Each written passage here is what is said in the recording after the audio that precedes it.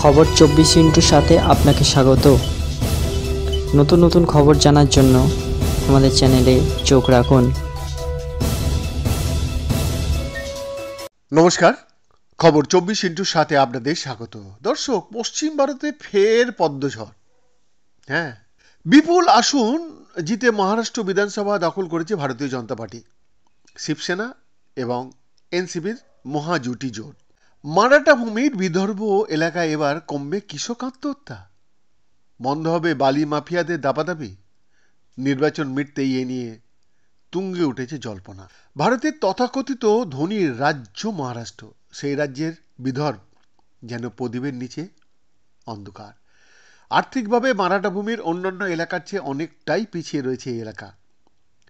এই অবস্থা থেকে মুক্তি পেতে ইতিমধ্যেই আলাদা রাজ্য তৈরির দাবি উঠেছে সেখানে। অবস্থানগত দিক থেকে দেশের একেবারে কেন্দ্রস্থলে রয়েছে এই বিদর্ভ। বিদর্ভের সবচেয়ে গুরুত্বপূর্ণ শহর হলো নাগপুর। এই এলাকার ওপর দিয়ে বয়ে চলে বর্ষার জলে পুষ্ট বেশ কয়েকটি নদী। এদের উপস্থিতি বিদর্ভের জমিকে সুজলা সুফলা করে তোলে। সংশ্লিষ্ট নদীগুলিতে রয়েছে বালি খাদান। শুকা মরশুমে এই খাদানগুলিকে কেন্দ্র করে এই এলাকার অর্থনীতির ওপর ছড়ি ঘোরায় স্থানীয় বালি মাফিয়ারা। বিদর্ভের কৃষক আত্মহত্যার নেপথ্যে ভূ প্রাকৃতিক বৈশিষ্ট্যকে বারবার দায়ী করেছে মহারাষ্ট্র সরকার। মারাঠা প্রশাসনের দাবি, জলের অভাবে প্রত্যাশা মতো ফসল ফলাতে পারেন না সেখানকার কৃষকরা। সমীক্ষকেরা অবশ্য জানিয়েছেন এই দাবি একেবারেই ঠিক নয়। নদী এবং বৃষ্টির জল কোনোটার অভাব নেই কিন্তু বিদর্ভে। রাজ্য সরকারের আর্থিক সমীক্ষায় মহারাষ্ট্রকে মোট 6টি রাজস্ব এলাকা বা ডিভিশনে ভাগ করা হয়েছে। সেগুলি হলো কোঙ্কণ, পুনে, নাসিক, ঔরঙ্গাবাদ, অমরাবতী ও নাগপুর। শেষের দুটি ডিভিশনকে নিয়ে গড়ে উঠেছে বিদর্ভ। 2023-2024 অর্থবর্ষের রাজ্য সরকারের সমীক্ষা রিপোর্ট অনুযায়ী কোঙ্কণ ডিভিশনের জিডিপির পরিমাণ ছিল 14,11,746 কোটি টাকা।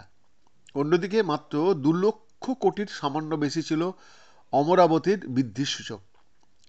নাগপুর ডিভিশনের আর্থিক বৃদ্ধির সূচক থেমে যায় 3,49,000 কোটিতে। সরকারি তথ্য বলছে, চলতি বছরের প্রথম 6 মাসে মারাঠা রাজ্যে কৃষক আত্মহত্যার সংখ্যা দাঁড়িয়েছে 1,267। এদের সিংহভাগই ছিলেন বিদর্ভের বাসিন্দা।